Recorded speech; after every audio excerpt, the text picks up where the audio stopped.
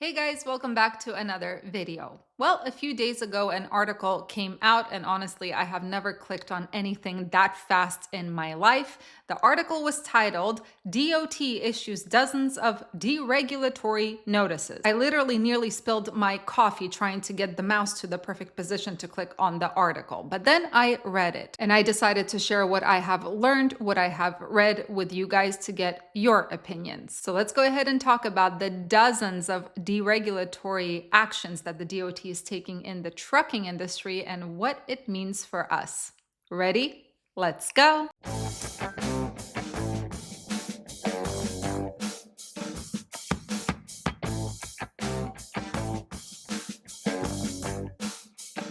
All right, so if I counted correctly, there are a total of 20 actions they want to take in terms of rescinding some of the regulations and 10 that they are trying to amend. Now, I'm not going to bore you with all of the actions they're taking. Instead, I'll leave a link down below where you can access the document and read it for yourself. But let's go ahead and go through it. Number one, they want to do away, so they're rescinding or trying to, the requirement that rear impact guard be permanently marked or labeled with a certification from the impact guard manufacturer. Why are they trying to get rid of this regulation? Because they admit that these markings, they are subject to wear and tear, which makes them hard to read after a while. So they want to remove, and I quote, an unintended regulatory burden on motor carriers without compromising safety. Number two, another one they want to do away with.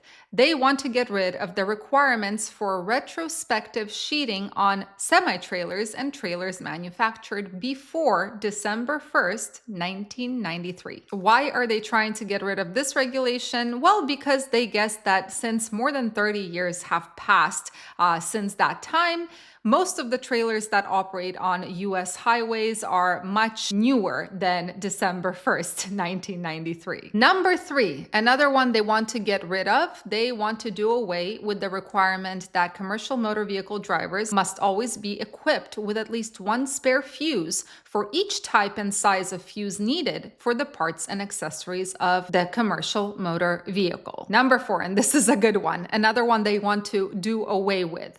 They want to remove the requirement of drivers self-reporting motor vehicle violations in their state of domicile. Why do they want to remove this? Well, I'm going to quote it.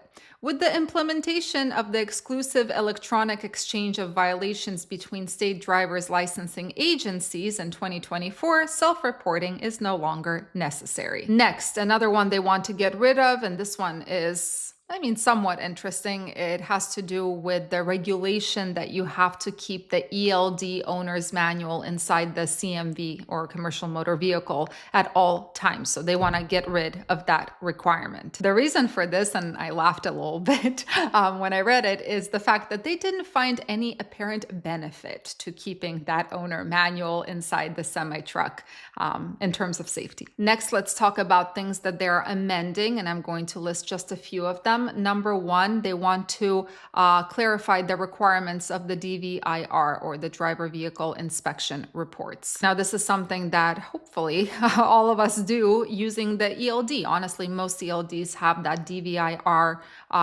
button or page where you can do those inspections yourself. But what are they proposing? What are they amending? They want to make it crystal clear that yes, you are allowed to do electronic DVIRs. And they want to do that because they want to encourage drivers to use the electronic format for cost-saving purposes. The next thing they're amending is accident reporting. The FMCSA wants to revise the term medical treatment. To be quite honest, I got confused when reading this, so I'm just going to read it to you the way it's written and you let me know what it means.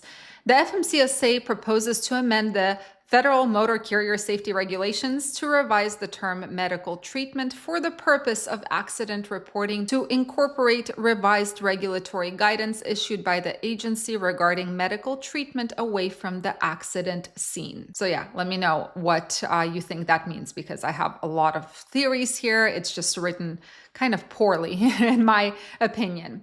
Next, we have another amendment, and they want to provide an exemption from the lamp and reflector selective device requirements for license plate lamps on the rear of any truck that is also towing a semi-trailer or a trailer. Sorry. I mean, this makes sense because considering the fact that that light is blocked by the trailer as it is, there is no use for it. So yeah, those are the ones that caught my eye. They are not the complete list. I'm going to again attach a link down below if you're interested in reading the complete list of things they are rescinding and things they are looking to amend. Now, it was interesting for me to read because I remembered that in April, the DOT, they were writing about this everywhere. The DOT asked for public comment on what regulations they need to modify or get rid of completely. And you know what? Of course, truckers, they did answer the call quite quickly. And you know what truckers said the top 3 issues are, the top 3 regulations they want looked at. Number 1 was hours of service. Truckers wanted the FMCSA to take a look at how hours of service is currently enforced, and they wanted greater flexibility for recording drive periods and rest periods.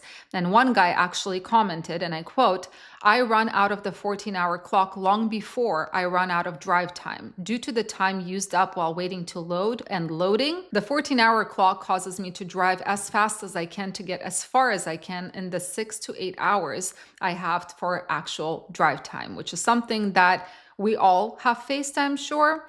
Especially if you're on a reefer and you are stuck at either a Walmart unloading or loading somewhere at a cold storage. Americold in Utah is my favorite, where it takes them 12 hours to load, or at least it did when we were operating reefers. Yeah, your drive time is gone because your clock got started and you have just a limited amount of hours to drive. The number 2 issue that truckers really wanted the FMCSA to take a look at is the speed limiters. And even though there is no law currently imposing a limit or governing trucks, and I believe what they were looking to do was 65 or 67 mile per hour trucks maximum. But truckers did not miss the opportunity to tell the DOT and the FMCSA that this is definitely not a regulation they should be even considering. And number 3, I'm sure you guessed it, is broker transparency, something that many have been fighting for years now. There is no other explanation needed, although I do admit that this is not a deregulatory action, right? It's quite the opposite, but it's something that